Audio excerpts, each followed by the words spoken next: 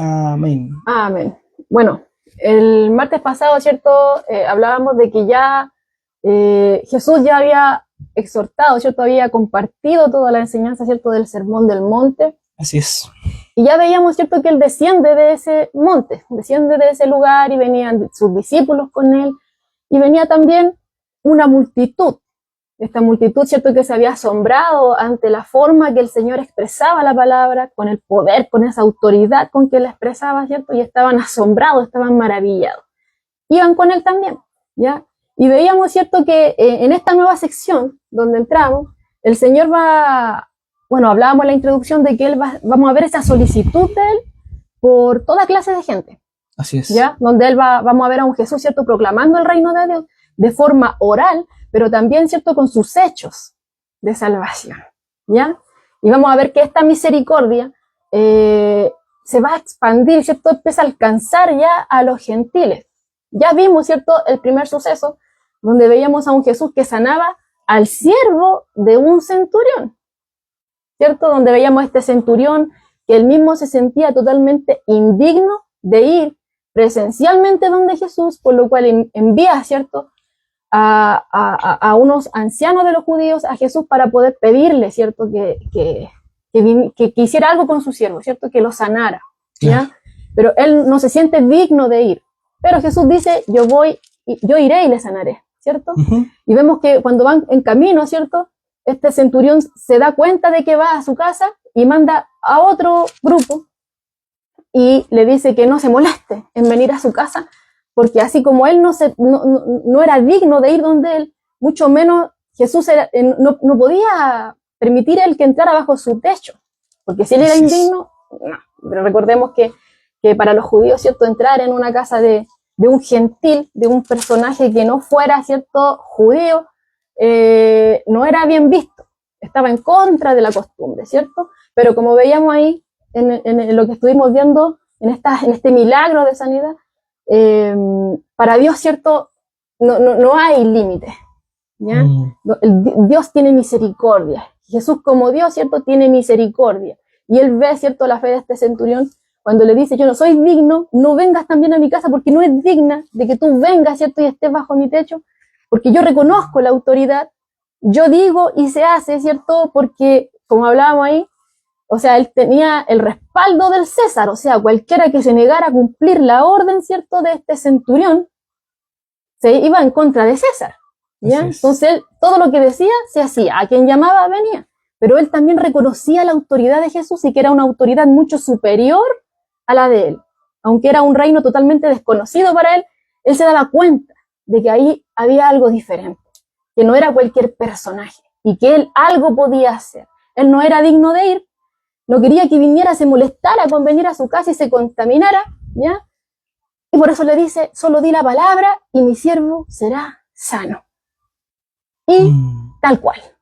Y como hemos estado viendo, como bien hacía Pedro alusión en la introducción, la palabra de Dios tiene poder. Únicamente la palabra de Dios tiene poder. Amén. Tiene toda la autoridad y lo vemos desde el principio. Cuando Dios dijo y se hizo. Y es la palabra de Dios la que trae pecadores al arrepentimiento. Amén. Sí, sí. Tal cual, predicada tal cual, exhortada tal cual, sin añadir, sin quitar. Es la palabra de Dios la que tiene poder, no la mía, no la de ninguno de nosotros, no. La palabra de Dios es la que tiene poder. Y lo veíamos, ¿cierto? Ahí, que Jesús dijo la palabra, como decía, y se hizo. Y aquí vamos a ver, ¿cierto? Que en un segundo suceso, ¿cierto? De esta misma sección, de este primer viaje por Galilea, donde vamos a ver que Jesús resucita, ¿cierto?, al hijo de una viuda en Naín, ¿ya? Ahora, para que tengamos en consideración, solamente Lucas presenta este milagro, ¿ya? Bueno, y el hecho de que él sea el que lo relate, enfatiza lo que estaba diciendo hace un momento, ¿cierto?, que el interés, ¿cierto?, de Jesús, ¿cierto?, por las personas que son menospreciadas, por las personas, por los gentiles, por los desechados, por los que eran pocamente apreciados en la sociedad. Vamos a ver aquí, ¿cierto?, este tipo de acercamiento de Jesús hacia ellos, y Lucas también lo va a evidenciar. Con esta sección, ¿cierto?, vamos a ver que él tiene un interés por los desgraciados, ¿cierto?, y por los que están apartado, ¿cierto?, de la sociedad. ¿Ya? Rechazado. Rechazado de la sociedad. Así que los invito, ¿cierto?, a Lucas. Estábamos en Mateo, ¿cierto? El martes pasado estuvimos jugando entre Mateo y Lucas. Ahora nos vamos a quedar en Lucas. Lucas capítulo 7, del verso 11 al 17. Lucas capítulo 7, del verso 11 al 17. Reitero, este milagro solamente lo narra Lucas. Amén. Vamos a leer lo que dice Lucas 7, capítulo 11, que lleva por título Jesús resucita al hijo de una viuda de Naín. Dice la palabra de Dios que aconteció después que él iba a la ciudad que se llamaba Naín, e iban con él muchos de sus discípulos, y una gran multitud también. Cuando llegó cerca de la puerta de la ciudad, he aquí que llevaban a enterrar a un difunto hijo único de su madre, la cual era viuda, y había con ella mucha gente de la ciudad. Y cuando el Señor la vio, se compadeció de ella y le dijo: no llores. Y acercándose, tocó el féretro, y los que la llevaban se detuvieron. Y dijo: joven, a ti te digo, levántate. Entonces se incorporó el que había muerto, y comenzó a hablar, y lo dio a su madre, y todos tuvieron miedo, y glorificaban a Dios, diciendo: un gran profeta se ha levantado entre nosotros, y Dios ha visitado a su pueblo. Y se extendió la fama de él por toda Judea y por toda la región de alrededor. Amén. Amén. Bien. Como bien leía Pedro, ¿cierto? Y como le estaba haciendo alusión yo también hace un momento, entonces después, ¿cierto?, de la curación, ¿cierto?, de este siervo del centurión, Lucas nos narra, ¿cierto?, que Jesús junto con sus discípulos, ¿ya?, y con esta multitud que veíamos, ¿cierto?, que lo acompaña luego de este sermón en el monte, se dirigen, ¿cierto?, hacia una aldea, como nos dice acá el verso 11 que acaba de leer Pedro, que dice, él iba a la ciudad que se llama Naín. Entonces, van hacia Naín, ¿ya? Bueno, este era podríamos decir una aldea diminuta, ¿ya? Y se encuentra, ¿cierto?, un poquito, está Capernaum, ¿cierto? Recordemos que Jesús vuelve a Capernaum, su centro de operaciones. Recordemos más atrás los estudios, que decíamos que cuando él sale de Nazaret, el lugar donde él se cría, ¿cierto?, sale de Nazaret una vez que lo rechazan. Cuando él inicia, ¿cierto?, su ministerio terrenal, él lo rechazan, y él se va, ¿cierto?, a Capernaum. Luego, ¿cierto?, lo vemos en el Sermón del Monte, claro, varias situaciones que estuvimos viendo, ¿cierto?, el Sermón del Monte, y ahora vemos que luego del Sermón del Monte, él vuelve acá a Capernaum. Y ahora, ¿cierto?, él baja un poco, ¿ya? Va hacia el sur-oeste, ¿cierto?, de Capernaum, ¿cierto? Y abajito, ¿cierto?, está Naín. Usted puede buscar ahí un mapita, ¿cierto?, y lo va a ver. Y está, de hecho, está como abajito también de Nazaret. Está Capernaum, está Nazaret un poquito más acá, y abajito, ¿cierto?, está Naín, ¿ya? Y vemos, ¿cierto?, que ellos se ponen en camino para ir a ese lugar.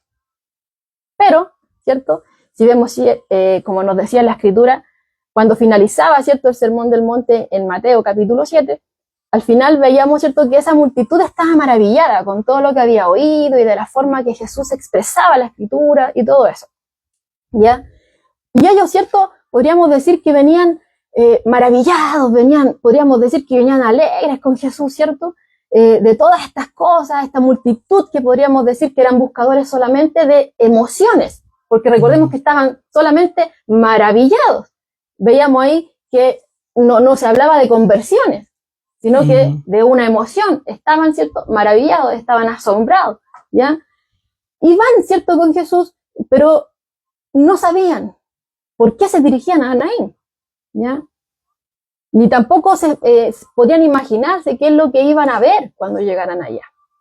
Y recordemos, ¿cierto?, que en las cosas de Dios, Él nunca hace las cosas por casualidad. Él nunca hace las cosas por un capricho, ¿ya? Sino que Él siempre actúa con un propósito definido, ¿ya? Y Jesús, como Dios encarnado, también actúa, ¿cierto?, con un propósito definido. Y Él se encarga, ¿cierto?, de llevar a cabo el plan divino. Se mueve según el reloj divino. Amén. No sé si usted se recuerda, ¿cierto?, en esa ocasión cuando tenía que llegar a Galilea, cuando él estaba en Judea, ¿cierto?, cuando iba a iniciar su ministerio terrenal, ¿cierto?, ahí en Galilea, y vemos, ¿cierto?, un Jesús que estaba en Judea y que tenía que llegar a Galilea, pero en medio de estos dos lugares había un lugar que los judíos, ¿cierto?, no les gustaba pasar por ahí, que era Samaria. Pero vemos a un Jesús que dice que él no va a irse por el camino que el general de los judíos realizaba para evadir ese lugar, ¿ya? Sino que dice, me es necesario ir a Samaria, ¿ya? Le era necesario pasar por Samaria. Y es que ahí tenía una cita divina, determinada, con una mujer samaritana, ¿ya? Que nos narra Juan 4, ¿ya? Donde vemos a un Jesús, ¿cierto?, que se acerca a esta mujer, que le pide de beber y ella, ¿cierto?, ahí empieza una conversación y en esa conversación Jesús descubre su manera de vivir, deja en evidencia su manera incorrecta de vivir, ¿ya? Y deja al descubierto su necesidad. Ella estaba en una búsqueda incansable de querer llenar un vacío, ¿cierto? Pero Jesús le habla, ¿cierto?, de que realmente en él iba a estar completa, ¿ya? Él iba a darle esa agua de vida que salta para vida eterna. Y el que bebe de esa agua jamás va a volver a tener sed, ¿ya? No como esa agua que ella estaba sacando del pozo, ¿ya? Y también que estaba reflejando su vida, que ella intentaba teniendo un marido, otro marido, o sea, y así sucesivamente cambiando, porque tenía esa necesidad, ¿cierto? Pero Jesús le dice que ya va a llegar el punto en que eso que ella estaba buscando va a pasar a un segundo plano, porque se va a dar cuenta de que en él realmente iba a estar la plenitud, ¿cierto? Y obviamente, cuando él descubre su vida, ella, ¿qué hace? Corre al pueblo a contar que alguien, ¿cierto?, que alguien había dicho todo cuanto ella había hecho. Y entonces ahí muchos creyeron en Jesús. Entonces, vemos ahí que las cosas que hace no las hace porque sí. Dios nunca hace las cosas porque sí, ¿ya? Él está en control de todo y él ve todas las cosas. Y obviamente Jesús se mueve según el reloj divino. Y vemos, por ejemplo, en otra ocasión, cuando tenían que ir a una fiesta, ¿cierto?, de los judíos, y vemos que él no va a ir hasta un momento, y sus hermanos le dicen que vaya, que si nadie que quiere mostrarse, ¿cierto?, está como en oculto, podríamos decir. Pero él dice que todavía no era su tiempo, ¿ya? Todavía no, el tiempo para ellos estaba presto, pero para él todavía no, ¿ya? Y podía cualquiera pensar que no iba a ir, porque recordemos que prácticamente a ella lo estaban siguiendo los líderes religiosos. Pero vemos que después va, porque él se mueve según el tiempo divino. No hay nada, ¿cierto?, que se escape de las manos de Dios ni del control de Dios. Él todo lo sabe, ¿ya? Y ahí podemos ver, ¿cierto?, su providencia, ¿ya? Ahora, cualquiera podría decir, pero si sabía, ¿cierto?, que ya está todo en orden, sabe qué es lo que va a pasar. Entonces todo está fríamente calculado. Podría llegar al punto, entonces, si algo malo sucede, quizás la persona no es culpable porque Dios es el que mueve todas las cosas para que se cumpla su plan. No, aquí recordemos que el hombre tiene responsabilidad de sus obras, ¿ya? Es lo que estábamos viendo, ¿cierto?, hace un tiempo atrás cuando estábamos estudiando Juan y veíamos a un Judas, ¿cierto? Dios sabía que Judas lo iba a entregar a Jesús. Sabía que lo iba a entregar. Sabía la maldad que había en el corazón también de los líderes religiosos. Pero Dios usó todo eso para llevar a cabo su plan. Ellos son responsables de sus acciones, ¿ya? Pero Dios, ¿cierto?, viendo todas las cosas, Él mueve el tiempo de Dios, como dicen, el tiempo de Dios es el perfecto, ¿ya? Entonces, Él usa, ¿cierto?, todas esas cosas que Él ve en el corazón del hombre. Por ejemplo, a Judas, ¿cierto?, lo que iba a hacer y todo ese plan malvado que iban a llevar, ¿cierto?, estos líderes religiosos para llevar a cabo su plan de salvación a través de Jesucristo. Era necesario que así fuera, ¿ya? Que Él diera su vida. Ellos pensaron, muchos, que habían ganado, pero no fue así. Fueron derrotados, porque en la cruz hay victoria, ¿cierto? Entonces ahí podemos ver con otro ejemplo más, que nada se escapa del control de Dios y que el hombre es totalmente responsable de sus actos, ¿ya? Por eso les digo, o sea, Jesús se mueve según el reloj de Dios, pero eso no quiere decir, ¿cierto?, que Dios, sabiendo todas las cosas, el hombre no sea responsable, no, el hombre es responsable de sus actos, Dios ve todo y mueve las cosas, ¿cierto? Porque su palabra, su plan, se tiene que cumplir tal cual como Él lo tiene determinado, ¿ya? Entonces, considerando eso, era necesario ir a Naín ahora, una aldea, ¿cierto?, o una ciudad, como dice acá Lucas, que era fuera de lo común, ¿ya? Pero era plan de Dios que fueran allá, y que Jesús, bueno, obviamente Jesús lo sabía, pero los discípulos y esa gente que venía con él sabía con qué se iban a encontrar, ¿ya? Y se iban a encontrar con un cortejo fúnebre, como leía Pedro hace un momento. Entonces, viendo acá el verso 12, nos dice acá, cuando llegó cerca de la puerta de la ciudad, he aquí que llevaban a enterrar a un difunto. Y se nos sigue describiendo. Este difunto era hijo único de su madre, ¿ya? Este hijo era único de su madre, y aún más nos dice acá Lucas que esta madre ya era viuda, ¿ya? Entonces nos damos cuenta acá por la escritura que cuando Jesús con sus acompañantes, ¿cierto?, llegan, ¿cierto?, a la puerta de la ciudad, se encuentran con este cortejo fúnebre. Iban a enterrar a un difunto. Ya el velatorio había terminado y estas personas, ¿cierto?, llevaban el cadáver. Algunos dicen que era una camilla. Iba el cuerpo envuelto, ¿cierto?, ya con todo esto, este vendaje, ¿cierto?, y con todo lo que le hacían, ¿cierto?, para poder ya ir a enterrarlo. Y estaba todo eso listo y lo llevaban, ¿cierto?, a este lugar de entierro que estaba en las afueras del pueblo. Ciertamente cualquier funeral es una tragedia, porque nadie quiere que se le muera un ser querido. O sea, si ya considerando eso, o sea, bueno, y últimamente ya han pasado muchas situaciones, hemos tenido personas, ¿cierto?, de las cuales hemos tenido que acompañar en funerales y eso, y es bastante triste, ¿cierto?, ver cómo sufre la familia y todas esas situaciones, ¿ya? Y nosotros, ¿qué podemos decirle? Viendo el dolor no les podemos decir que no lloraran, pero vemos aquí a un Jesús que les dice aquí a esta viuda, que estaba obviamente sufriendo, le dice que no lloren. Nosotros no podemos hacer eso, pero vemos que Jesús sí lo puede hacer, ¿ya? Porque, y considerando esto, o sea, Él es el único que lo puede hacer. Y si bien, como les decía, o sea, un funeral es una tragedia, vemos que esto se intensifica considerando la descripción que nos da aquí Lucas, ¿ya?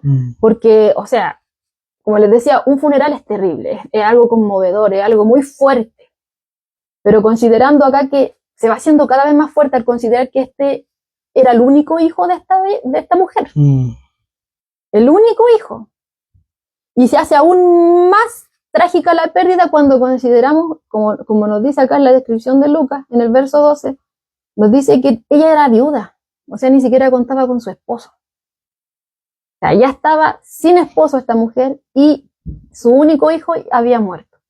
Prácticamente quedó sola, ¿ya? Entonces vemos ahí que se va empeorando. O sea, un funeral es triste, mucho más triste, era el único hijo que ella tenía, mucho más triste, ¿ya? No va a haber una continuidad, ¿cierto?, de la línea genealógica, ni nada de eso. Con eso prácticamente todo se acaba, y aún considerando que se iba a quedar sola porque ya su marido había muerto. O sea, todo su sustento ya no iba a quedar prácticamente su futuro totalmente miserable esta mujer al perder a su único hijo, ¿ya? Y vemos que estos dos grupos se encuentran. Vemos que aquellos que venían con Jesús maravillados se encuentran, venían de una forma, y vemos a este grupo que venían totalmente tristes, totalmente aplastados, ¿ya? Se encuentran aquí, ¿ya? Pero más que eso podemos ver aquí un frente a frente entre la muerte y la vida, porque Jesús dijo, yo soy la vida. Y aquí vemos cara a cara a la muerte y la vida, ¿ya? Entonces, ¿qué pasa? como nos dice acá Lucas. Nos dice, ¿cierto?, que esta mujer y su hijo iban al frente y venía, ¿cierto?, detrás de ellos toda esta otra gente.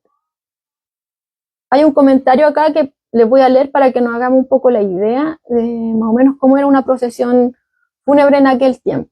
Dice aquí, los familiares del fallecido seguían el cuerpo que se había envuelto y llevado en una especie de camilla, atravesaba el pueblo y se esperaba que los espectadores se unieran al grupo. Además, las plañideras, que recibían dinero por esto, lloraban en voz alta y atraían la atención. Y el luto familiar continuaba durante 30 días. ¿Ya? Para que nos hagamos un poco la atención. Bueno, también vemos aquí, ¿cierto?, que no, como no habla acá el comentario, que aparecen las plañideras. Estas, como le llaman en otras palabras, las lloronas, ¿ya?, profesionales, que estaban también ahí, que podrían haber estado también ahí, ¿ya?, porque eso era como lo común de un cortejo fúnebre, ¿ya? Entonces vemos que en esa lamentable escena, ya se prepara el escenario para que el Señor, ¿cierto?, revelara una vez más su poder divino. ¿Ya? Entonces, vemos acá, como les decía, en el verso 13, dice que el Señor, y cuando el Señor la vio, ¿a quién? A la mujer, a esta madre que perdió a su hijo y que era viuda, dice, se compadeció de ella. Se compadece de ella, ¿cierto? Y vemos constantemente en el Nuevo Testamento a un Jesús, ¿cierto?, que es totalmente misericordioso, a un Jesús que es totalmente compasivo, y que la Escritura, ¿cierto?, lo describe, ¿cierto?, como un fiel sumo sacerdote. ¿Ya? En Hebreo nos dice que Él no fue un sumo sacerdote que no pueda compadecerse de nuestras debilidades, sino que uno que fue tentado en todo, según nuestra semejanza, pero Él no pecó. Amén. Él conoce, ¿cierto?, nuestras debilidades. Él conoce nuestras falencias. Él conoce las luchas que tenemos día a día.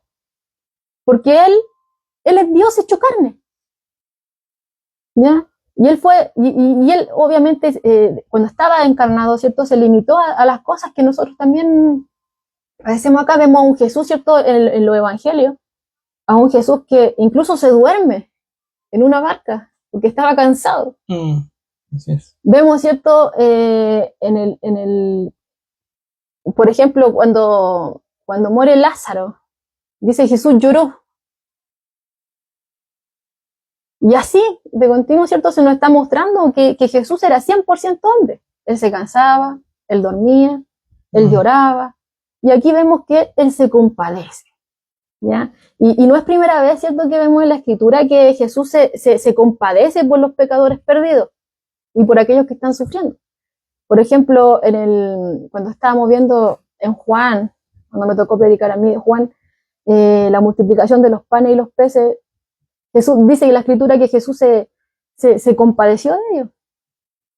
Al ver lo que lo estaban siguiendo y que ni siquiera habían comido, Él tuvo compasión de ellos, ¿ya? Y después vemos que Él multiplica los panes y los peces. Vemos, ¿cierto?, que cuando está saliendo de Jericó, aparecen, ¿cierto?, estos dos ciegos que dicen, hijo de David, ten misericordia de mí. Y también los sana, porque también se compadeció de ellos. Y así, del leproso, cuando ve también cuando dice que la mies es mucha y los obreros poco, y ve, ¿cierto?, a las multitudes como ovejas que no tienen pastor, dice también que se compadeció de ellos. Entonces, como les decía, o sea, constantemente se nos está describiendo a Jesús, ¿cierto?, como alguien que no es indolente. Y como bien decía en Hebreos 4:15, Él se compadece de nuestras debilidades. Porque Él fue tentado en todo según nuestra semejanza, pero la diferencia es que Él no pecó, no como nosotros. Pero Él nos entiende, ¿ya? Él sabe las cosas y se compadece de esta humanidad caída. Si no hubiera sido por eso, no hubiera venido, ¿cierto? Así es. Porque Dios tiene misericordia, tiene compasión, ¿cierto? Y por eso envió a su Hijo para que todo aquel que en Él cree no se pierda, Amén, sino que tenga vida eterna. Por eso Jesús está acá. Lo vemos, lo estamos viendo en el Evangelio, ¿cierto? Y es el propósito que estuvimos viendo también en Juan, estuvimos recordando la semana pasada, que decía que muchas cosas, otras cosas se hicieron, que no estaban escritas acá, ¿cierto? Pero las que se escribieron fueron escritas, ¿para qué? Para que aquel que la lea, ¿cierto? La entienda, crea. ¿Quién es Jesucristo?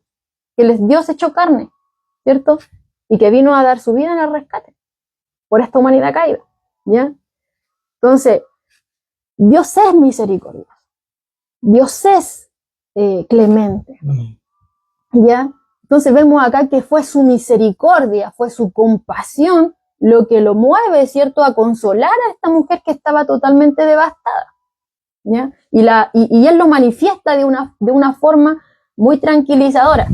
Como le decía hace un momento, nosotros no podemos llegar y decirle a alguien que está sufriendo, que está con un dolor ahí, con una herida recientemente abierta, ¿cierto?, de la pérdida de un ser querido, decirle, no llores. De hecho, muchas veces ni siquiera sabemos qué decirle, porque nada de lo que le podamos decir realmente va a poder ayudarlo en ese momento que está. A lo mejor nuestra presencia va a estar ahí, pero ese dolor interno, esa agonía, ¿cierto?, por lo que está sucediendo, ninguno de nosotros puede hacer algo, pero Jesús sí puede.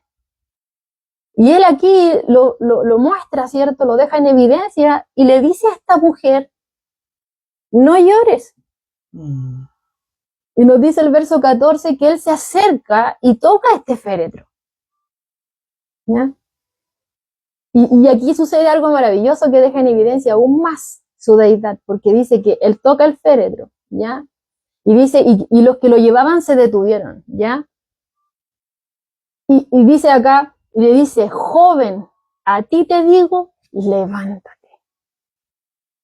Le está hablando a una persona muerta como si estuviera viva. Le dice joven, o sea, ese joven ya estaba muerto. Ya habían hecho el cortejo, ya había pasado todo, lo iban a enterrar. Pero Jesús detiene este cortejo fúnebre, toca el féretro y le dice al joven, le da la orden a ese joven que estaba muerto, como si estuviera vivo, y le dice, joven, a ti te digo, levántate. Le habla como el creador, como aquel que dijo y se hizo. Amén. Y como nos dice Juan, él es el verbo hecho carne, ¿ya? Y que sin él nada de lo que ha sido hecho fue hecho. Y tal cual. Asimismo como a través de su palabra hablada originó, ¿cierto?, el universo y todas las cosas, aquí le dice a este joven, joven, a ti te digo, levántate. Dice aquí Pablo Hobbes, un comentario acá de Pablo Hobbes, dice, nuestro Señor habla al joven fallecido como si éste le pudiera oír y obedecer. Pero aquí hay algo más que nos dice aquí este comentarista, dice, y su mandato lleva consigo el poder para que obedezca. O sea, no solamente le da la orden, sino que a través de ese mandato, ¿cierto?, se le da el poder para que él pueda responder a ese mandato. Y lo vemos acá, en el verso 15, cuando nos dice que se incorpora, que ante la orden de Jesús, ante la palabra de Jesús, esta palabra que tiene poder, este joven resucita, ¿ya? Y se incorpora, dice aquí Lucas, el que había muerto, y comenzó a hablar. Amén. Y comenzó a hablar, y como siempre hemos visto, o sea, Jesús sanó al instante, ¿cierto? Y lo sana por completo, él no tuvo que estar, ¿cierto?, en un periodo de recuperación prolongado, ni nada de eso, no. Lo resucitó en el momento, y él fue sanado completamente. Fue traído desde la muerte, por eso yo lo decía hace un momento, aquí vemos un cara a cara entre la muerte y la vida, ¿cierto? Y decimos, oh muerte, ¿dónde está tu aguijón? Y vemos que Jesús, ¿cierto?, le arrebata, ¿cierto?, a la muerte este joven. Lo reclama para sí y lo trae a la vida, ¿ya? E inmediatamente este joven, ¿cierto?, le fue restaurada su fortaleza y Jesús lo da a su madre. Ahora, se debe tener en cuenta, hermano, que el texto no nos dice acá que alguien le haya pedido a Jesús que resucitara al muerto. No se nos dice acá que la madre al verlo le dice, Jesús, sana a mí, o sea, resucita a mi hijo, o como por ejemplo la hermana de Lázaro cuando le dice, si tú hubieras estado acá, mi hermano no hubiera muerto. ¿cierto? O como, por ejemplo, el más reciente, el centurión, cuando le dice, ¿cierto? Manda a decirle a Jesús que sane a su siervo. Pero acá en el texto no vemos que nadie le pidiera a Jesús que resucitara a este muerto. Dice un comentario, no le pidieron a Jesús que realizase milagro. Lo que lo movió fue la súplica silenciosa del dolor y la angustia humana. Amén. Nadie le pidió audiblemente a Jesús que sanara o que resucitara, que estamos hablando de palabras mayores, que trajera de la muerte a este muerto, que lo trajera a la vida. Nadie se lo pidió. Pero como dice aquí el comentarista, lo que lo movió fue la súplica silenciosa del dolor y la angustia humana. Recordemos, el cadáver que se lleva al cementerio era el único hijo de esta mujer. Era su único sustento y ella había quedado sin esposo y era una viuda. Entonces era su único sustento. O sea, el futuro de ella se veía negro, podríamos decir. Entonces no es difícil imaginar la congoja que estaba embargando en ese momento a la viuda. Y Jesús, que ve los corazones, que conoce, se compadeció de ella. Nadie se lo pidió. Él se compadeció de ella. Y Dios obra como quiere. Y Él hace como quiere. ¿Ya? Hasta este punto hemos visto un Jesús que solamente ha sanado enfermos. ¿Te has dado cuenta de eso tú? No hablábamos, ¿cierto? Cuando Él llega a Capernaum, después que echa, ¿cierto? El demonio de este hombre que estaba en la sinagoga, vemos que era un día de reposo y se nos narraba que la gente esperó que pasara el día de reposo y estaban agolpados afuera de la casa de Pedro, donde se estaba alojando Jesús. Y se llenaba y veíamos que Él hizo muchas sanidades. Y no decía, pónganse acá los leprosos, pónganse acá los que tienen esto, pónganse acá esto, y los sanaba por grupo. Sino que veíamos que se nos decía que era personalmente. ¿Ya? Pero hasta el momento vemos que solamente ha sanado enfermos. Pero ahora estamos viendo, por la narración que nos comparte Lucas, que ahora resucita un muerto. ¿Ya? Y esta no va a ser la única ocasión en donde vamos a ver que Jesús, ¿cierto?, pone fin a un cortejo fúnebre resucitando a un muerto. Yo le hablaba hace un momento, ¿cierto?, de Lázaro. Y que Jesús se movió según el reloj divino, también lo vemos ahí. Porque recordemos que llega a los oídos de Jesús, Lázaro ha enfermado, está enfermo. Pero dice la Escritura que él se queda 2 días más. Pues. No va de inmediato, sino que espera 2 días más y va. Y cuando llega allá, lo sale a encontrar, ¿cierto?, una de las hermanas de Lázaro y le dice, Señor, si tú hubieras estado acá, mi hermano no hubiera muerto. Creían que lo podía sanar, pero Jesús le dice, ¿no te he dicho que si crees verás la gloria de Dios? Y llama a Lázaro por su nombre y pone fin, podríamos decir, a ese cortejo fúnebre también. Bueno, más que cortejo, aquí los topa justo cuando van hacia allá. Lázaro ya llevaba 4 días ahí. Y nos dice, ¿cierto?, que ya hiede, dice. O sea, ya estaba, podríamos decir, en descomposición, ya hiede, ¿cierto? Pero ni aun eso frenó el poder de Jesús. Vemos también con la hija de Jairo, que lo vamos a ver más adelante, ¿ya? Que también Él pone fin, cuando ya dicen que la niña está muerta y Jesús dice, no, solo duerme. Solamente Él tiene el poder. Jesús es la vida. Dijo, yo soy el camino, ya lo vimos. Él dijo, yo soy el camino. Yo soy la verdad y yo soy la vida. Amén. ¿Cierto? Bueno, la imagen de este relato que nos muestra la Biblia nos deja claro este suceso que pasó y que es verídico, porque la palabra de Dios es verdad. Y podemos ver cómo Jesús muestra nuevamente, ¿verdad?, esa divinidad de él como Salvador del mundo, como el Mesías prometido. Y, y como bien decía, no quiero tratar de repetir lo que decía Joana, pero eh, bueno, él siente, él ve ese dolor, ¿ya? Eh, y ese dolor a él lo mueve, lo hace moverse a ayudar a esta mujer que ahí la escritura nos dice que ella ya era viuda. Si ya viuda era difícil la vida, ahora con su único hijo que tenía iba a ser mucho más difícil, como decías tú, ¿verdad? Pero eh, vemos también eh, otro punto importante de lo que Jesús, ¿verdad?, es en nuestras vidas. Porque cuando aparece en nuestras vidas, hace ese cambio en nuestras vidas. Hace un cambio en nuestras vidas. Eh, Muertos estábamos, ¿verdad? Ahí revolcados en el lodo del pecado, ahí estábamos tirados nosotros muertos. Y Él aparece, Él llega. Un muerto no puede pedir ayuda, no puede decir, sálvame. No, es por la voluntad de Dios. Es que ahí podemos ver la gracia. la gracia de Dios, ¿verdad?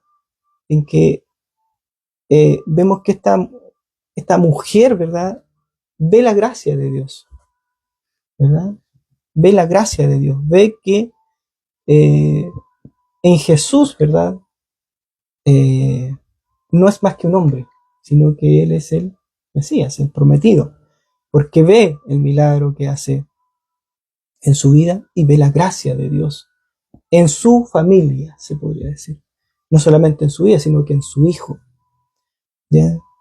Y eso me lleva a mí, estaba pensando, estaba viendo y recordándome y viéndole Romanos 8, el versículo 18, cuando Pablo dice, parafaseando un poco, dice, no creo que los sufrimientos que estamos atravesando ahora, ¿verdad?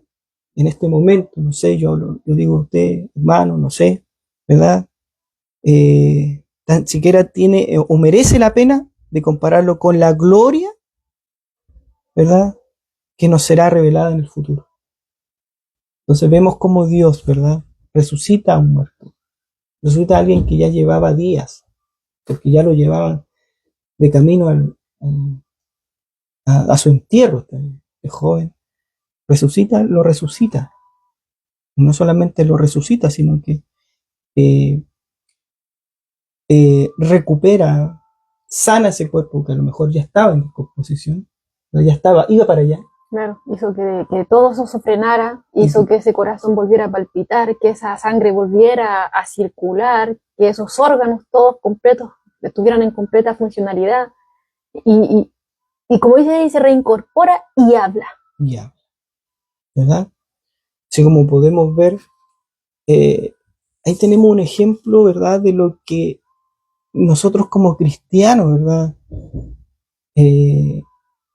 vemos a un Dios en esta tierra, pero imaginárselo en el futuro cuando estemos con Él va a ser mucho más maravilloso de que veamos a alguien que resucite de los muertos o a alguien que se le devuelva la vida, ¿verdad? Y que ya no haya este sufrimiento porque esta mujer debe haber estado muy dolida y mucho sufrimiento. O sea, ya, sí, fallece alguien, un familiar, perfecto, ya no tengo más hijos, tengo a mi esposo, Claro, ¿verdad? Me va a consolar, voy a tener a mis hijos que me van a apoyar, pero siempre queda ese dolor ahí. Ahora quedarse sola, su marido, su hijo, muertos, ¿verdad? El dolor era terrible de esta mujer. Y eso es lo que ve Jesús en esta mujer.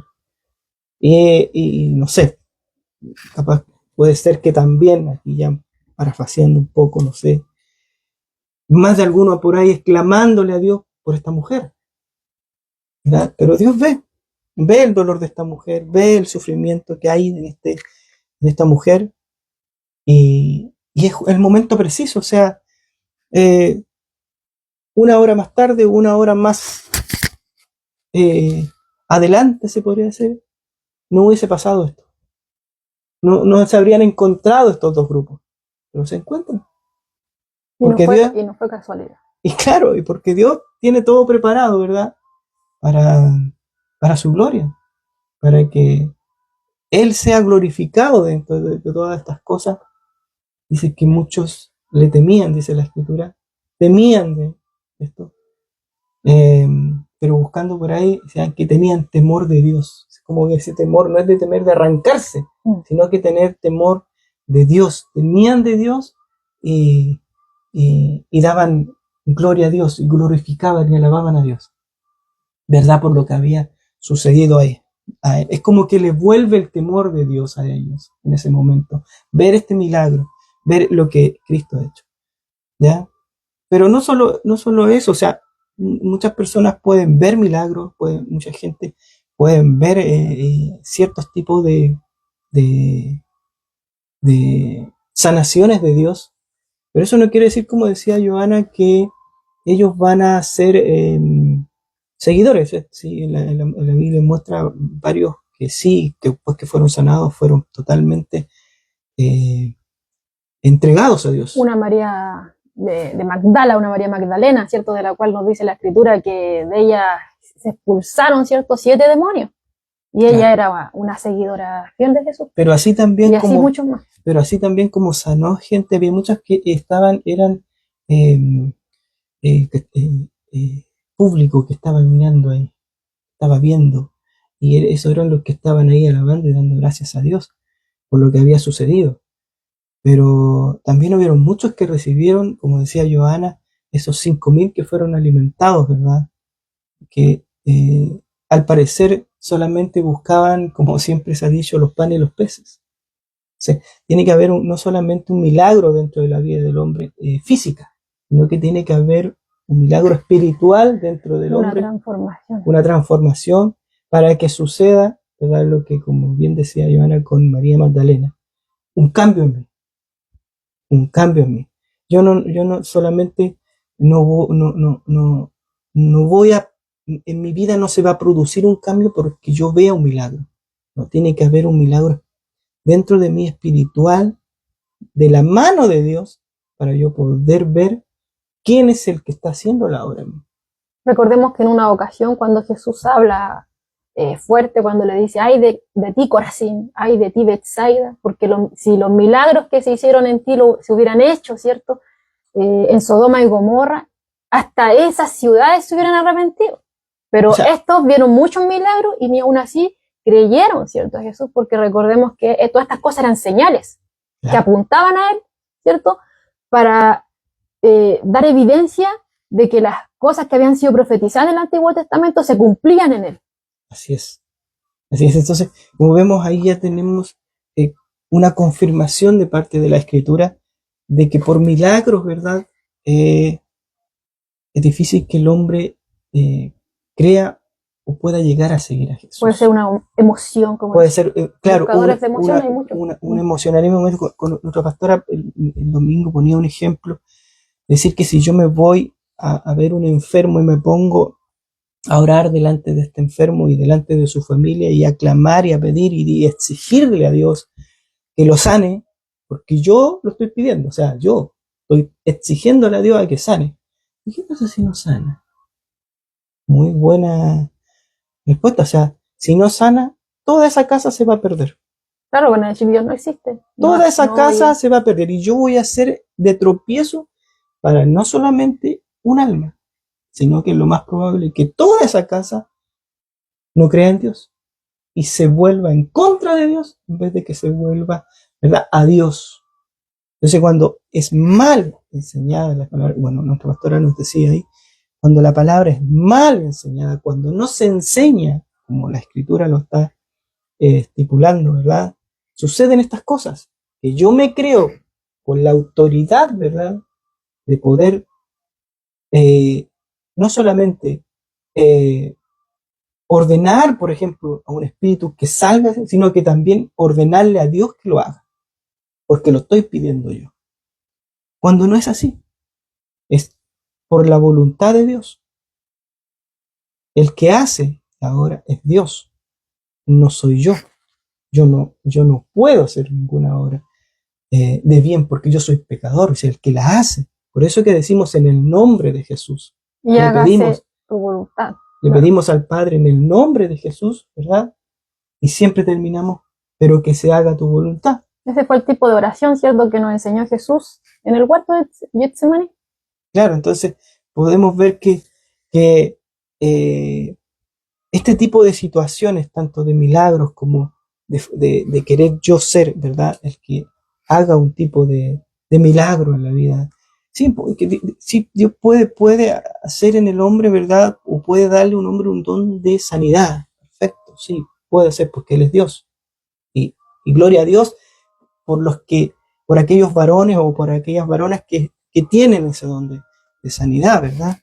Pero esos varones que tienen y esas varonas que tienen este don de sanidad, ellos glorifican a Dios, no vienen a exigirle a Dios, ni tampoco a reclamarle a Dios que por qué alguien está enfermo, por qué está pasando. No, eh, ellos en su corazón creen en Dios y creen quién es el que va a hacer el milagro. Y no solamente el milagro físico, porque siempre nosotros nos acordamos de Dios cuando tenemos problemas y nos acordamos solamente, ¿verdad?, de que Él puede hacer algo en mi vida física, pero nos olvidamos de lo más importante, que es la salud espiritual.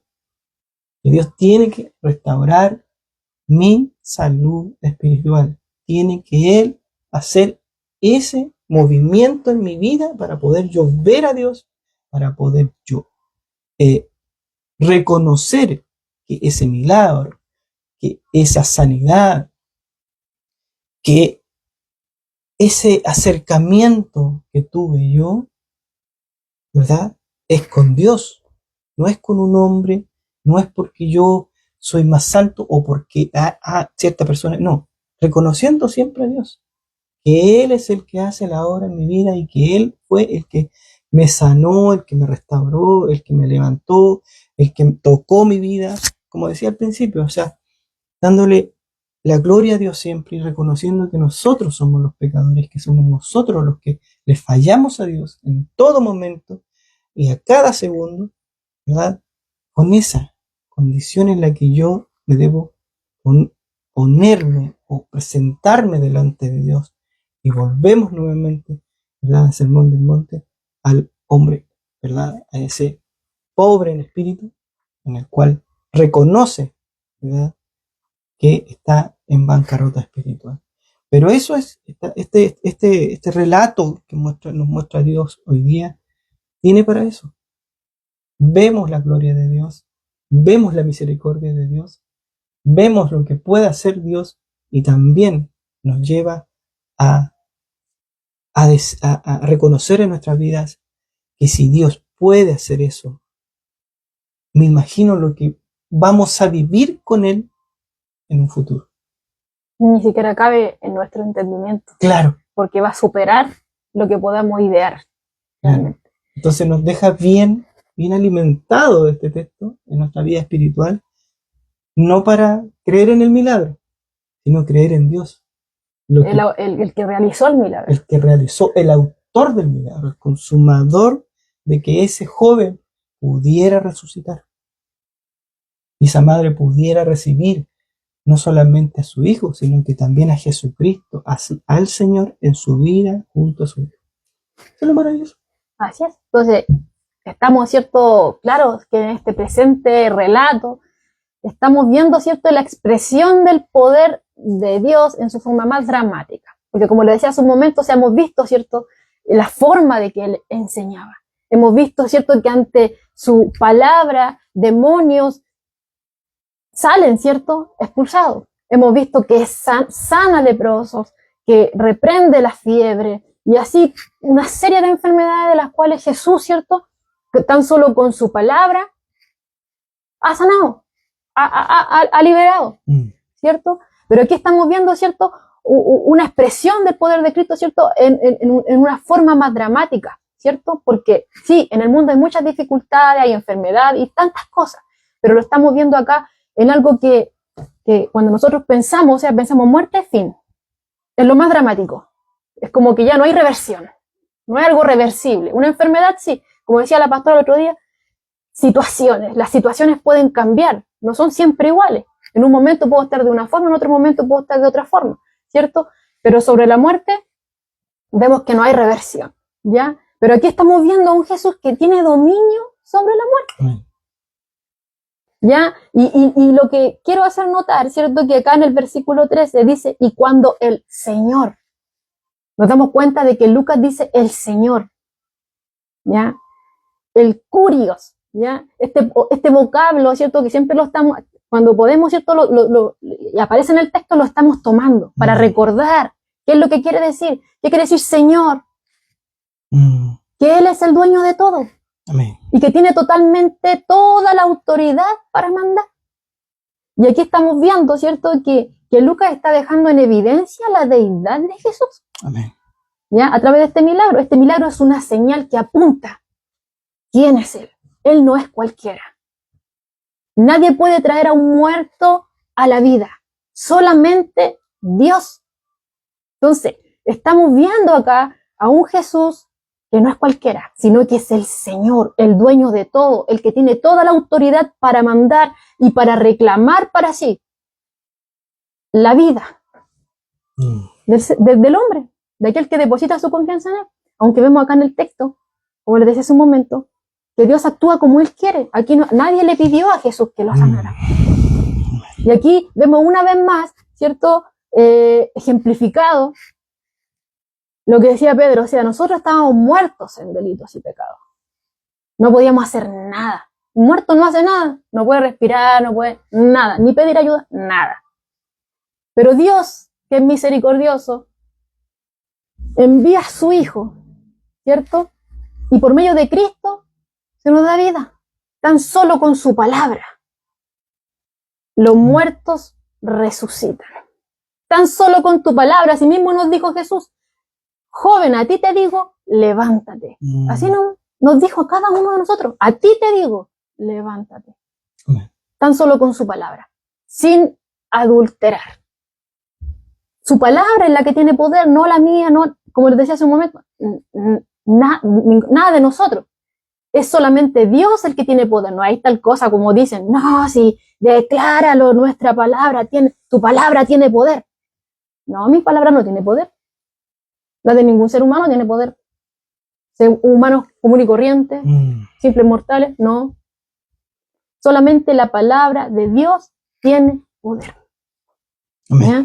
Y todo mandato que Él da, como veíamos ahí en el comentario, o sea, todo el mandato que Él da, Él también a través de ese mandato da, ¿cierto?, el poder para que pueda obedecer a esa orden.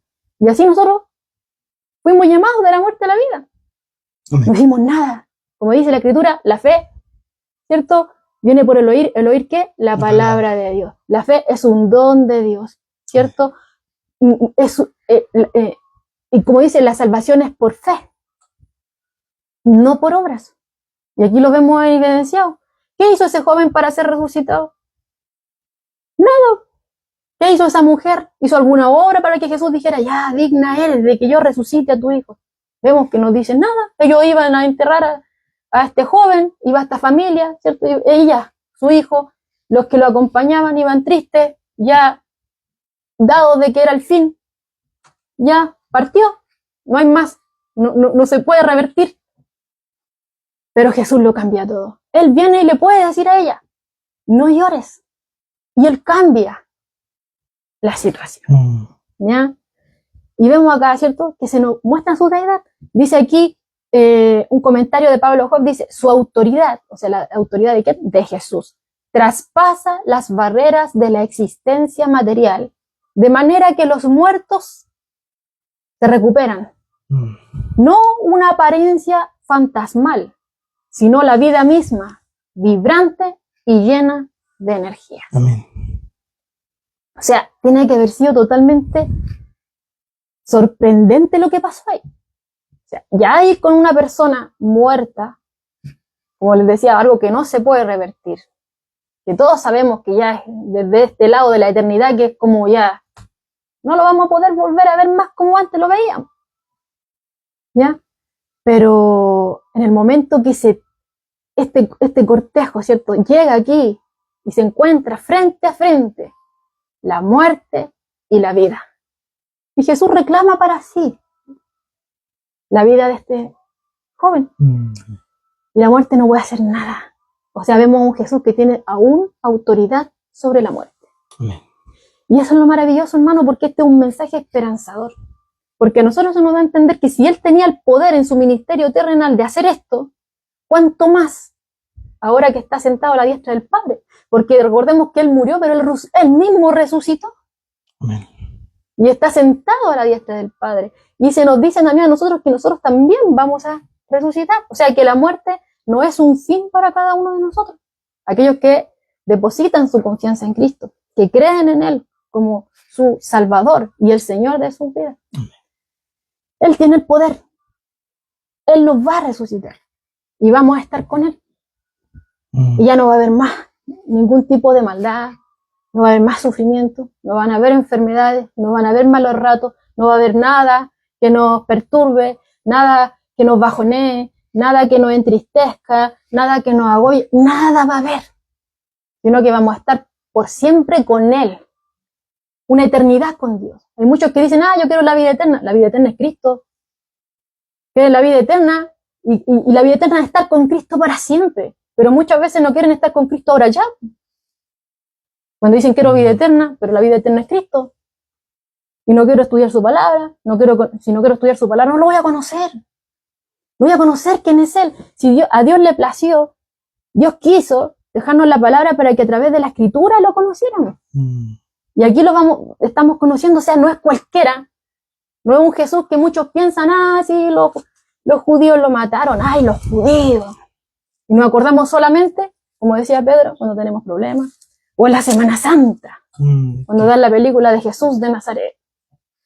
¿No? Sino que es cada día de nuestras vidas. Cristo nos da vida, ¿cierto? Y nos da, y esa transformación que Él hace en nuestras vidas, ¿cierto? Porque realmente podemos decir, ahora que somos cristianos, de que realmente tenemos vida. Y nos damos cuenta, ¿cierto? Al compararnos lo que nosotros antes llamábamos vida, realmente nos damos cuenta que sin Cristo solamente era existencia. Y que la verdadera vida la tengo ahora. La estoy disfrutando ahora. Pero ¿qué será de cuando la disfrute a plenitud, ¿cierto? Cuando estemos con Él. Libertado, ¿cierto? De este pecado, de esta vieja naturaleza. Totalmente. Sin el enemigo. Sin nada de lo que hoy día nos ataca. ¿Ya? Entonces, eso es lo maravilloso de la Escritura. Que nos muestra cada vez más quién es Jesús. Si aquí el centro de todo es Cristo. Una predicación, un mensaje que nos lleva a Cristo, no es nada, porque estamos viendo que es su palabra la que tiene poder, no la mía, no un mensaje motivacional. Esas son cosas que llevan a emociones, y hemos visto que aquel que se emociona no quiere decir que se haya convertido. Recordemos el sembrador, tira la semilla, algunas caen, ¿cierto?, sobre el roquerío. ¿Qué pasa ahí? Parece que va a salir, pero cuando tiene corta duración, porque la raíz no llega más abajo. Vemos la que crece, ¿cierto?, entre los espinos. Empieza a crecer, pero los espinos después lo ahogan, muere al final, no puede crecer. ¿Cierto? Pero la que cae en buena tierra, ahí sí se da fruto a 100 por 1. Pero es el Señor siempre el que está orando. Es el Señor el que llama, es el Señor el que convierte, es el Señor el que toca los corazones por su pura gracia y misericordia. Nosotros no hicimos nada para ganarnos el favor de Dios. Nada. Porque incluso nuestras justicias son como trapos de inmundicia delante de Él. Nosotros somos unos deudores espirituales delante de Él. Estamos en bancarrota delante de Él. No tenemos con qué presentarnos, no tenemos cara para presentarnos delante de Él. Pero Él le plació por su gracia y misericordia libertarnos de la esclavitud eterna. Nosotros merecíamos la condenación. En su misericordia, Él no nos da lo que merecíamos. ¿Qué merecíamos? La condenación eterna. Pero en su misericordia, Él no nos da eso que nosotros merecíamos. Pero en su gracia, Él nos da lo que nosotros no merecíamos, que es la vida eterna por medio de Cristo. Día a día. No tengo que esperarme a tal día, que cuando Jesús me venga a buscar. No, la disfruto día a día. Cuando me sumerjo en su palabra y me doy cuenta de quién es Él. y me doy cuenta de que fue Él el que tocó mi corazón y a Él le plació darnos vida, porque Él quiso venir, porque Dios ideó todo este plan. Nosotros no hicimos nada, estábamos muertos, sumergidos en delito y hasta aquí con pecado. Pero Él vino y nos tocó. Amén. Y nos dijo, a ti te digo, levántate. Entonces, imagínense, hermano, cómo tiene que quedar esa gente cuando este joven se levanta y habla. O sea, este final abrupto que causó lo que Jesús realizó acá era totalmente inesperado, totalmente inesperado. Y tiene que haber traído, bueno, obviamente un asombroso final, ¿cierto?, a esta procesión fúnebre.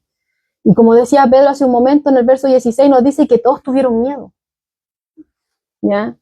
Todos tuvieron miedo con este milagro. Quedaron prácticamente traumatizados, quedaron abruptados, ¿cierto?, con terror ante la manifestación del poder de Dios.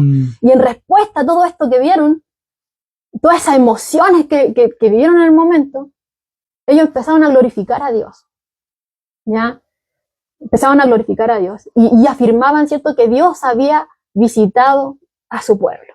Entonces, recordemos, ¿cierto?, al principio, cuando veíamos que hubo como un silencio, cuando no había voz profética en el pueblo, ¿ya? Desde el último profeta hasta Juan el Bautista hubo un silencio profético. Y el pueblo había estado anhelando, ¿cierto?, esta visitación, esta venida del Mesías, ¿ya? Donde Dios había mantenido silencio, ¿ya? Pero ahora ellos habían comprendido de que Dios los había visitado realmente, al traer, ¿cierto?, a este muerto a la vida. Porque solamente el Dios creador puede dar vida a los muertos, ¿ya?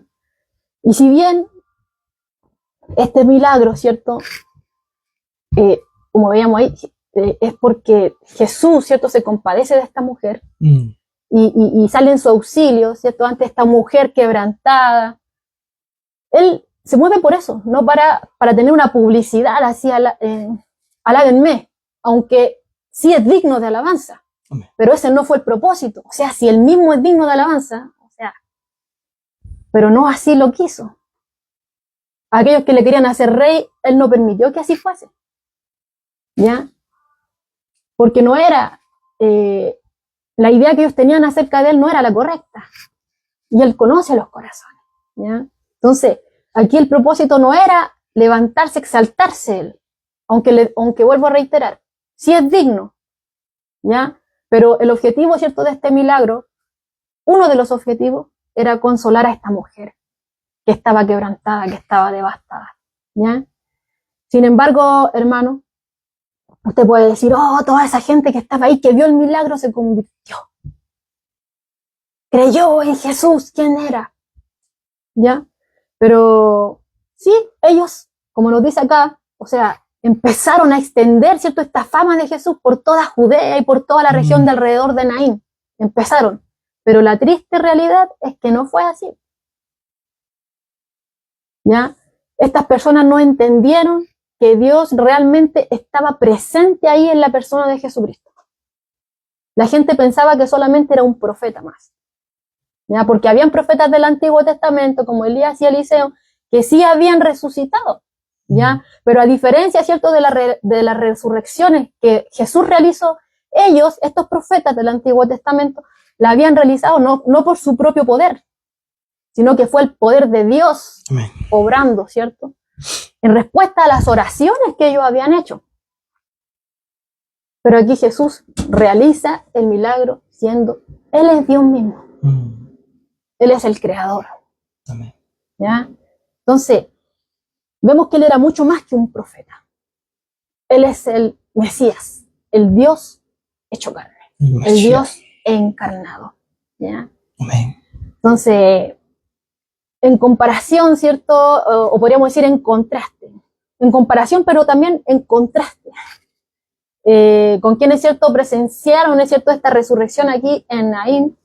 Vemos, ¿cierto?, que Marta, por ejemplo, la hermana de Lázaro, entiende la implicación de la resurrección de su hermano. Recordemos, ¿cierto?, que Jesús le dice, yo soy le dice a esta mujer, yo soy la resurrección y la vida. El que cree en mí, aunque esté muerto, vivirá. Y todo aquel que vive y cree en mí, no va a morir eternamente. Y le pregunta a Jesús a ella, ¿crees esto? Juan 11, 25 y 26 sale esto. ¿Y qué afirma ella? Ella le dice, sí, Señor. Afirma que Él es el Mesías. Le cree. Sí, Señor. Yo he creído que tú no eres cualquiera. Tú eres el Cristo, el Hijo de Dios, que has venido al mundo. Amén. Y esa por sí sola es la correcta visión de Jesucristo. Él no es cualquiera, es más que un profeta, es el Hijo de Dios hecho carne. Él tiene todo el poder por sobre todo, hasta sobre la muerte. ¿Ya? Entonces, Él es el Hijo de Dios hecho carne. Él es la segunda persona de la Trinidad. Es el Hijo de Dios que se encarna, ¿cierto? Y que vino a la tierra, como nos dice en Mateo 20, 28, para dar su vida en rescate por muchos. Y Él es el que va a salvar a su pueblo de sus pecados. Lo dice Mateo 1, 21. Y también el que fue entregado, nos dice Romanos, fue entregado por nuestras transgresiones y resucitado. No se quedó muerto, resucitó para nuestra justificación. Si Jesús hubiera sido un charlatán, no hubiera resucitado. Sus huesos hubieran estado ahí en la tumba, ¿cierto? Pero ¿qué pasó ahí? Respuesta de la aprobación de Dios al sacrificio que Jesús hizo en nuestro lugar fue que lo resucitó. Amén. Y ahora está a la diestra del Padre, Amén. intercediendo por nosotros y dándonos esta palabra para que nosotros sigamos confiando en Él. Así es. ¿Ya? Entonces, la Escritura también nos dice que aquellos que rechazan esa verdad están en grave aprieto. Porque Cristo es el que murió por nuestros pecados. Él murió por nuestras transgresiones. Él tomó nuestro lugar ahí. Nosotros teníamos que haber estado ahí. Pero Él fue el que se puso en nuestro lugar. Y aquel que rechaza, ¿cierto?, a Jesucristo, bueno, va a tener que pagar eternamente por cada uno de sus pecados. No va a haber un fin, porque es una deuda eterna. En cambio, aquellos que depositan su confianza en Él y que creen que Él pagó en su lugar, ¿cierto?, el justo por los injustos, en Él hay justificación. En Cristo, solamente en Cristo. Toda esa deuda de pecado, toda esa deuda de maldad queda totalmente pagada. Y lo hizo una vez y para siempre. No lo pagó en cuota, como siempre decimos. Una vez y para siempre. ¿Ya? Por precio de sangre fuimos comprados, pero no porque seamos perfectos, no porque seamos bonitos, no porque tengo capacidad. No, nuestra perversión, nuestra maldad, por nuestra perversión, nuestra maldad, nuestras transgresiones llevaron al Hijo de Dios a la muerte en la cruz.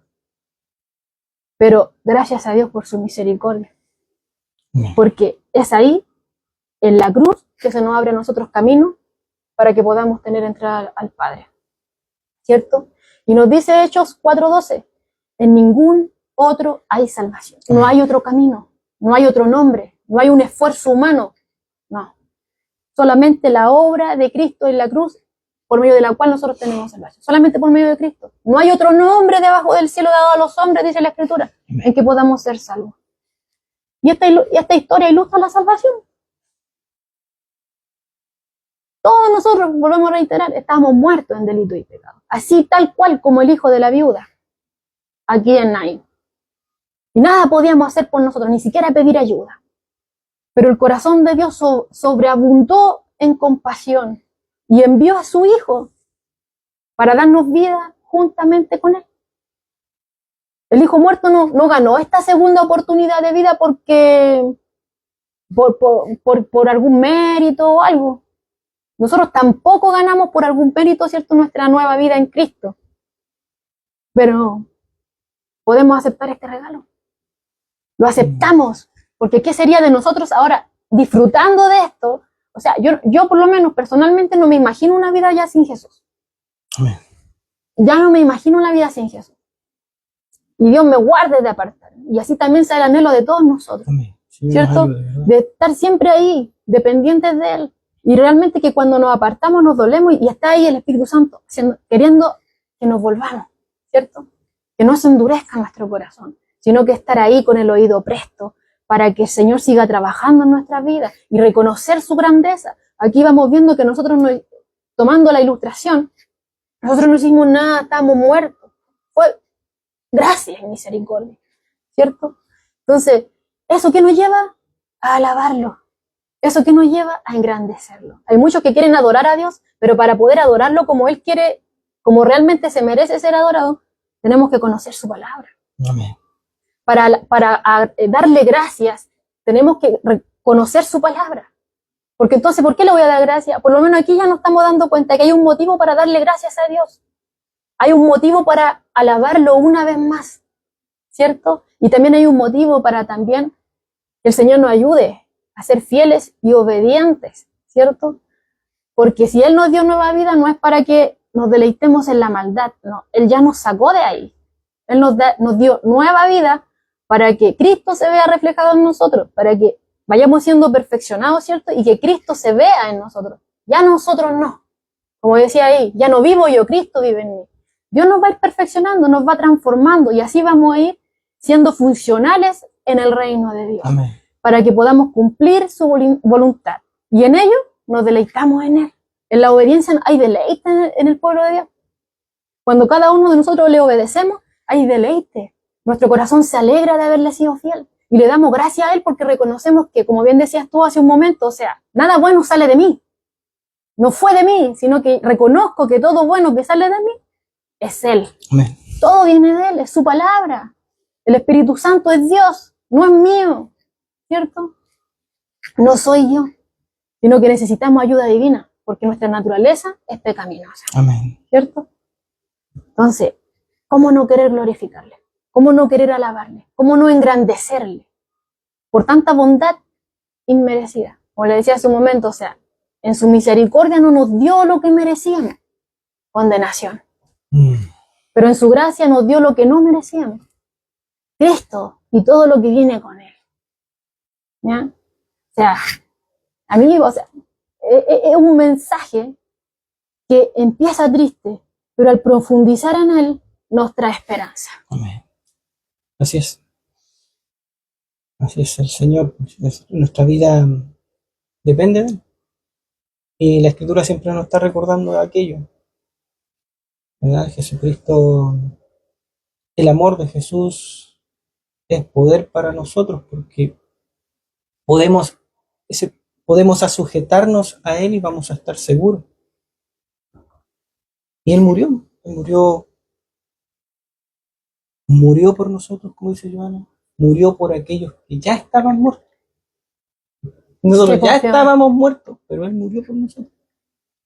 ¿Para qué? Para que juntamente con Él resucitemos.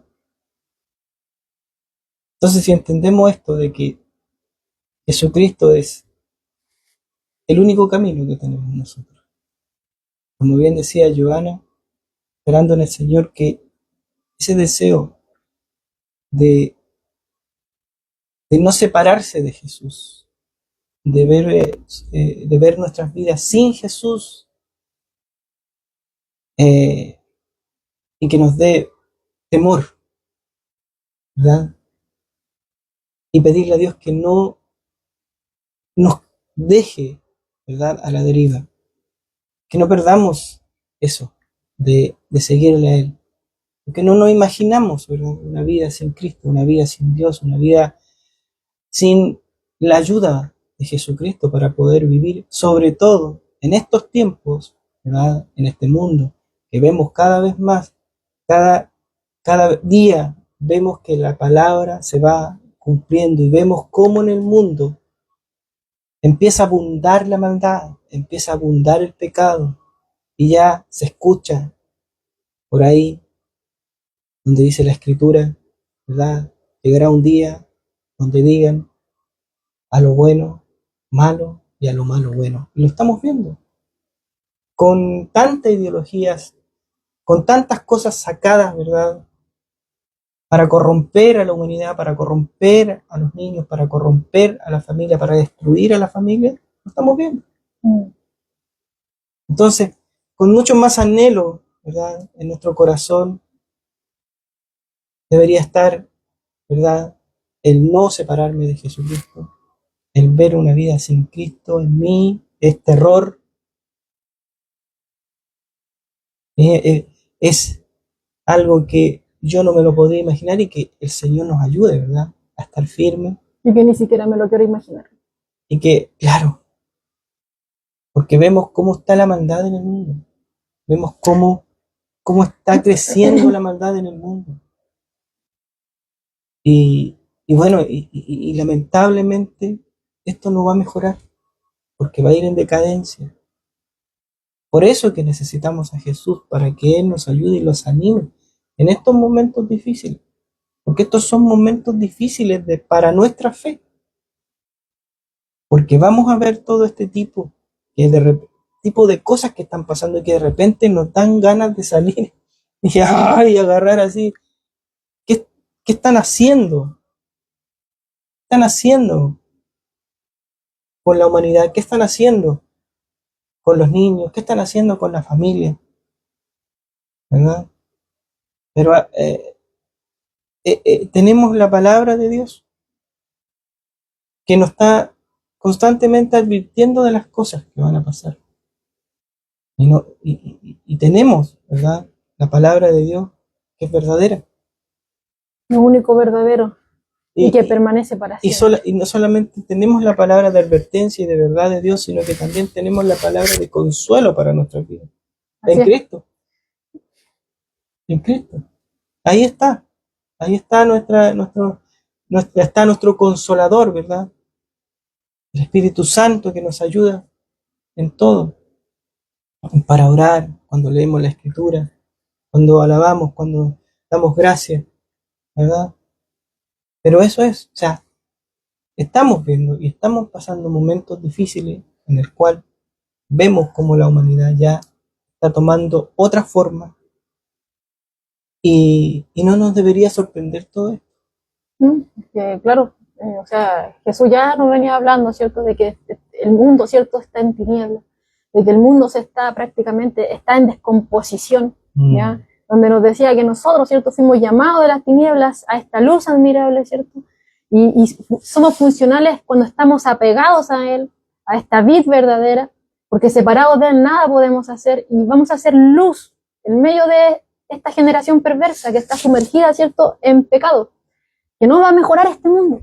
Cuando alguien nos dice, no, es que va a cambiar, tal persona va a cambiar todo, más peor va a ser. Eso va a cambiar porque no va a mejorar. Y lo estamos viendo, ¿ya? Lo estamos viendo. Y este mundo está en descomposición. Pero hay esperanza, ¿ya? Mientras este mundo se está despedazando, se está desmoronando, se está deshaciendo a pedazos, Jesús nos dice, o sea, no quiere que nosotros nos perdamos. Todo esto va a dejar de ser. Pero Él nos está dando aquí esperanza. Nos está diciendo que en Él hay salvación.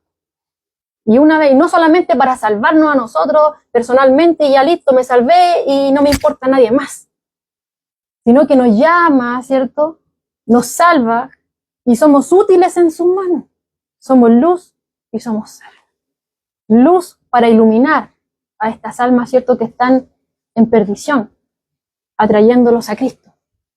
Y sal, que a través de la manera de vida transformada en Cristo, vamos también siendo un testimonio vivo de que somos diferentes, de que no nos regimos según ellos, sino, como decía la pastora, o sea, somos como este salmón que va en contra de la corriente. Todos van para allá, nosotros no, porque nosotros somos peregrinos en este mundo, ¿cierto? Y estamos aquí con un propósito. Si no, Jesús nos hubiera llevado en el momento, creíste en mí, ya, vámonos al tiro. Pero no, nos dejó aquí con un propósito, para que sigamos predicando su palabra no adulterada, ¿cierto? Porque es su palabra la que trae pecadores al arrepentimiento. Amén. Él fue el que dijo, y este joven se levantó. Dios dijo y se hizo en el principio.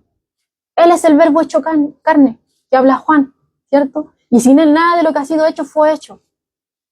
Y Él mismo, el creador de todas las cosas, el que sustenta todas las cosas con el poder de su palabra, el mismo que hoy nos dice, ven a mí. Y no dejemos pasar esta oportunidad. O sea, si usted está escuchando este mensaje, usted no sabe qué va a pasar en unos minutos más. Quizás esta es la última oportunidad que usted tiene de poder aceptar a Jesucristo, de aceptar esta invitación. No haga oídos sordos.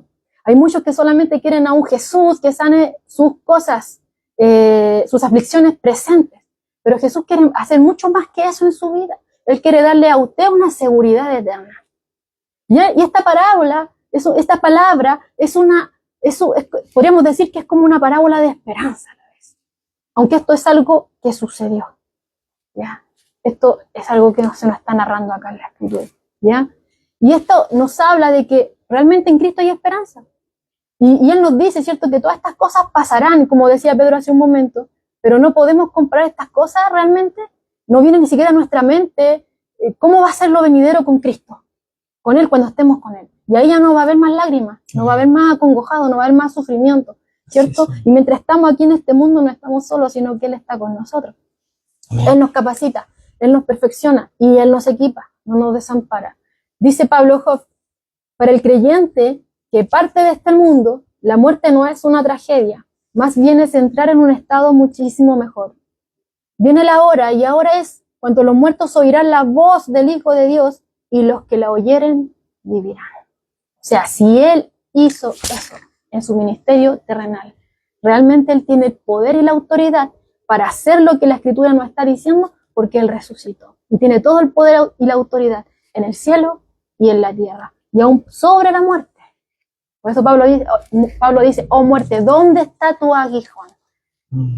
Porque el Señor nos da esa confianza. Es por eso lo importante de conocer su palabra y darnos cuenta de quién es Cristo, de que no es cualquiera. Y realmente nos asombramos en su palabra, ¿cierto? Y le glorificamos y le exaltamos por todo lo que Él ha hecho con nosotros. Y si nos damos cuenta, hermano, este joven que aquí nos dice la Escritura que Jesús trajo de la muerte a la vida, este fue un joven, ¿cierto?, que resucitó de los muertos, pero él obviamente luego vuelve a morir, igual como le sucedió a Lázaro. ¿Ya? Pero Dios promete que seremos resucitados y que resucitaremos de los muertos para no morir nunca más. Amén. Porque vamos a estar con Él para siempre. Vamos a ser libertados de este cuerpo de pecado y de todo aquello que perece para pasar a lo eterno. Y lo maravilloso es que, como dice en el Salmo 23, cuando dice que Jehová es mi pastor, nada me faltará, en lugares de delicados pastos, ¿cierto? Él es el que está con nosotros, y Él es aún el que transita en esos valles de sombra y de muerte, y el que está con nosotros en ese paso de la muerte. Nosotros no vamos a estar solos en ese momento. O sea, da temor incluso pensar. Yo cuando entré a esta porción de la Escritura dije, ay, no me gusta. ¿Por qué? No sé, como que da un temor, porque como que nosotros estamos como reacios, ¿cierto?, a hablar de la muerte. Cuando dicen algo de la muerte, como que uno le hace el quite, ¿ya? Pero Jesús aquí no le hace el quite.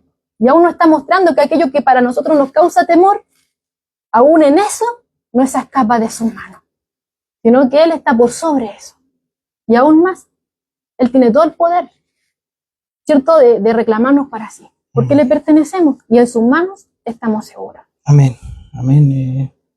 Y recordar que las puertas están abiertas. O sea, todavía esa puerta estrecha está abierta de par en par. Los brazos de Dios, de nuestro Padre, están abiertas para que puedan entrar todos aquellos que reconozcan a Jesucristo como Señor y Salvador. Tenemos tiempo. Claro, todo no está perdido todavía. Todavía hay tiempo. Hay tiempo para que muchos más vengan a salvación. Claro. Así que le damos la gloria y la honra a nuestro Señor. Y nuestro Señor se nota que es misericordioso una vez más. Amén. Estamos disfrutando de su misericordia, porque a Él le ha placido que estemos con vida hoy en este mundo y que oigamos, ¿cierto?, este mensaje de esperanza, que depositemos nuestros ojos en Él y nuestra confianza descanse en Él. Amén. Amén. Damos gracias al Señor entonces por su palabra, esperando que esta palabra haya sido de aliento, que haya sido de enseñanza, que haya sido de esa bendición en su vida, en su corazón. También que le haya ayudado a entender un poco cómo Dios trabaja, cómo Dios quiere, ¿verdad? Que sea reconocido Él delante de todas las cosas que, que pasan en la vida. Si la muerte viene, está Jesús, ¿verdad? No estamos solos. No estamos solos. Hay un dolor, está Jesús para consolarnos. Él se compadece. Estamos viendo, ¿verdad? Su compasión, su amor, su amor, porque Él entregó su vida. Ahí hay amor. Entregó la vida por aquellos que estaban muertos, por nosotros, que todavía ni siquiera nacimos muertos, estábamos muertos, pero Él ha tocado nuestros corazones. Digamos, gracias al Señor por eso. El Señor nos ayude a estar firmes, ¿verdad? El Señor nos ayude a que podamos seguirle a Él, que podamos anhelarle a Él en nuestras vidas. El Señor haga su voluntad en nuestras vidas. Aquí estamos. El Señor haga su voluntad. Amén. Vamos a estar orando para el término de la transmisión. Invito a mis hermanos que nos acompañen a orar, ¿verdad? Y que puedan, dentro de toda esta lectura que se dio, esta enseñanza que se dio, poder orar. Johanna decía, allá hay un propósito para orar. Tenemos un propósito para orar. Para dar gracias, para dar gracias, para adorarle. Claro, como la forma en la cual hemos estado, ¿cierto?, aprendiendo con el pastor en los días jueves, ¿cierto? Que de adoración, confesión, gratitud, ¿cierto? Bueno, aquí tenemos, ¿cierto?, a través de esta porción de la Escritura, amén, material, podríamos decirlo, para poder hacerlo. Amén. Le damos gracias al Señor, inclinamos nuestro rostro y oramos. Padre, en el nombre de Jesús. Aquí estamos nuevamente, Señor, nosotros, este remanente, Señor, tus hijos. Señor, dándote gracias por tu palabra, dándote gracias por tu enseñanza mediante tu Espíritu Santo, que nos revela tu Hijo Jesucristo, Señor. Y que nos dice, Señor, que todavía hay tiempo, que todavía tenemos a Jesucristo para salvación y que lo necesitamos a Él en toda situación, porque Él es el que se va a glorificar en todas nuestras debilidades. Padre, te damos gracias, Señor. Queremos que tú nos ayudes a vivir conforme a tu voluntad, piadosamente, en amor, que nuestras vidas sean corregidas mediante tu palabra, que podamos adorarte y alabarte como a ti te agrada. Que si nuestros caminos han sido, Señor, desviados, que tú nos puedas volver, Señor, a la senda. Señor, ayúdanos, Padre amado, a que nuestra mirada no sea desviada del blanco perfecto, Señor. Amén. En nuestras dificultades, en nuestros temores, en nuestras angustias, en nuestras pruebas, en nuestros problemas, Señor, seas tú ayudándonos, Padre amado. Que seas tú también, seas el glorificado en todo esto, Señor. Amén. Entregamos nuestras cargas, nuestros problemas, Señor, nuestras dificultades. Y te pedimos que tú nos alimentes, que tú nos alientes y que tú nos levantes, Señor, de la condición en la que nos encontremos, Padre amado. Así como decía tu palabra, sí, Señor, tú sanaste, Señor, le diste vida a este joven, sanaste la pena de esta mujer, Señor. ¿Cómo no adorarte, Padre? ¿Cómo no darte gracias por tu bendito Hijo Jesucristo, nuestro Señor y Salvador? Gracias, Padre, por todo lo que has hecho y por lo que harás en nuestras vidas. Y gracias por estas redes sociales por las cuales, Señor, podemos dirigirnos, Señor, a nuestros hermanos, aquel amigo, aquel alma que pasa por este lugar, Señor, por esta transmisión y pueda ser tocada y pueda ser tu nombre glorificado y exaltado y esta persona, este hombre, esta mujer pueda reconocerte como Señor y Salvador. Gracias, Padre amado. También, Señor, te pedimos, Padre amado, por la pastora Verónica de la iglesia de Temuco, que sufrió, Señor, un infarto agudo al miocardio, Señor. Tú eres nuestro Dios, tú eres nuestro doctor, tú eres, Señor, el que conoce, Señor, nuestro cuerpo. Señor, queremos que tú, Señor, si está en tu voluntad, Señor, puedas sanar este cuerpo y también puedas seguir fortaleciendo la fe de esta varona, Señor. Y no pierdas, Señor, ni por un segundo, Señor, no pierda la fe. Amén. Y que tampoco pierda la mirada del blanco Sino que perfecto. pueda Ayúdala saber que nunca convencida, en Señor, de que tú estás con ella. en esta situación difícil que está viviendo nuestra pastora Verónica de Temuco, Señor. Señor, sea tu Ayuda a sus familiares, a su esposo, a sus hijos. Señor, ayuda a su congregación, Padre amado. Y dale la fuerza y esa voluntad, Señor, de seguir adelante, no importando, Señor, la condición que se encuentre, Padre amado. Así también para toda su familia, Señor. Esperando en Cristo, Señor, que se haga tu voluntad perfecta y tu voluntad soberana en esta situación, Señor. La entregamos en tus manos y te pedimos también, Señor, por cada uno de los hermanos que hoy, Señor, se han podido conectar. Y como decía al principio, al inicio, Señor, de esta transmisión en la oración, que han ofrendado su tiempo para buscarte, para escucharte, Señor, para aprender, para aumentar su fe mediante tu palabra, Señor, y para crecer espiritualmente. Gracias, Señor. Te glorificamos, te exaltamos, Señor, en el nombre de Jesucristo. Se haga tu voluntad hoy y siempre en nuestras vidas. Amén y amén. Amén. Gracias, Señor. Teníamos una petición que alcancé a verla, esperando en el Señor que se glorifique, ¿verdad?, de la vida de nuestra pastora allá en Temuco. Amén. Saludos, dice aquí tenemos a nuestro pastor Raúl, nuestra hermana Miriam, nuestra hermana Alicia, tenemos a nuestra pastora Norma que nos envía un comentario, dice: lo que llama la atención de este relato es que nadie le pide nada a Jesús, él actúa solo porque tiene poder, soberanía y su voluntad se hace. Independiente de mis peticiones, debo pedir, sí, él nos enseña que sí, pero nunca olvidar que él hace según el designio de quien él es, el Señor. Amén. Amén. Amén. Amén, dice nuestra hermana Alicia también. Nuestro pastor Raúl también nos envía un comentario ahí de Romanos 9:18, el cual yo estaba ahí hablando. Dice: todo depende de lo que Dios decida hacer. Él se compadece de quien quiere y hace, y a quien quiere lo vuelve terco. Así es. Amén. La Amén. soberanía de Dios, dice nuestro pastor Raúl. Nuestra hermana Alicia dice: Jesús tenía poder para dar esperanza en medio de cualquier tragedia. Amén.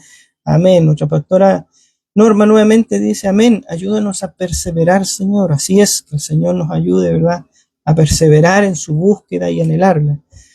Gracias, Señor, dice nuestra hermana Alicia, por tu palabra. Ha sido de mucha bendición para mi vida. Gloria a Dios por eso, ¿no? La gloria es para Él. Amén. Y aquí está nuestra hermana, dice: hermanos amados, y esto es para toda la iglesia, encomendar la vida de la pastora Verónica de la iglesia de Temuco, que sufrió un infarto agudo al miocardio. Que Dios haga su voluntad y dé fuerza a la familia y congregación. Para que la tengamos en oración a nuestra pastora de Temuco. Adoración, confesión, gratitud y súplica. Es lo que estas cuatro, ¿verdad?, importancias dentro de la oración, dentro de la comunión, dentro de la congregación debe haber. Claro, ¿no? Claro, y lo maravilloso es que a medida que vayamos comprendiendo más la palabra del Señor, ¿cierto?, estudiándola y sumergiéndonos en ella, ¿cierto?, siempre apegados al Señor, no en soberbia ni nada de eso, sino que siendo enseñables, ¿cierto?, teniendo un corazón dispuesto para que sea el Señor el que nos vaya alumbrando, el que nos vaya guiando y corrigiendo, ¿cierto? Nos vamos dando cuenta y va a ir fluyendo todo esto que está acá, ¿cierto? Cuando dice adoración, vamos a poder adorarle a Dios realmente por quienes vamos a glorificarle, ¿cierto? Vamos a confesar que hemos fallado y reconociendo nuestros errores, ¿cierto? Porque la palabra es un espejo para nuestras vidas. Vamos a darle gratitud por su misericordia y por todas las cosas, ¿cierto?, que en su gracia nos ha provisto y que realmente reconocemos que no merecemos, ¿cierto? Y vamos a suplicarle ahí conforme a su voluntad. Amén.